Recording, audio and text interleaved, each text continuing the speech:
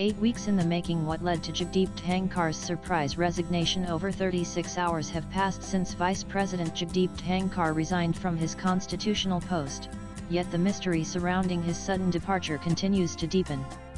What began as silent friction behind closed doors is now erupting into a slow political unraveling, and it appears to be just the beginning. Top sources confirm that the conflict between the Vice President and the government reached a point of no return nearly 8 weeks ago, around the end of April. Alarmed by his growing assertiveness, and some unilateral decisions, which were perceived as increasing institutional independence, the Bharatiya Janata Party (BJP) activated its organizational redress system in a bid to contain the rift. At least 3 senior leaders, including 2 organizational heads, were tasked with smoothing over the differences.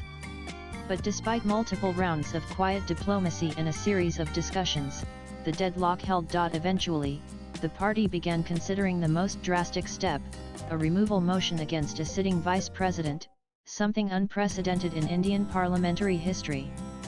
Faced with this possibility, Dhankhar decided to take control of the narrative and tendered his resignation to evade further humiliation and embarrassment. What followed in the hours immediately after his exit was telling in itself.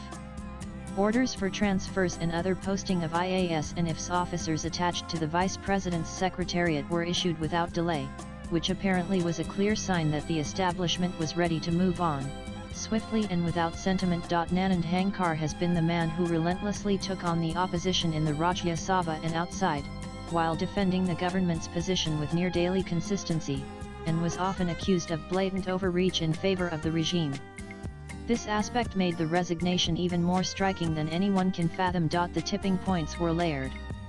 His alleged insistence on a bulletproof vehicle citing institutional dignity, a new palatial VP enclave that drew murmurs within the BJP leadership, and his active foreign trips all became pressure points. A look at the VP's engagement with foreign delegation, his counterparts of foreign nations and other call-on programs started reducing from February onwards.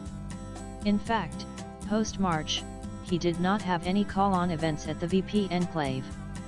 His foreign trips were curtailed around the same time. Swipe left for next video. To this was his increasingly pronounced desire to project the Vice President's office as more than ceremonial, even quasi-autonomous, something that did not also sit well with the centralized style of governance. Speculation about Dhankhar's quiet meetings with opposition leaders remains, but sources close to the party say those were not the trigger. It was the tone, not the company, says a BJP insider. He was beginning to act as if the vice president's office came with its own political bandwidth, he added. Latest blogs.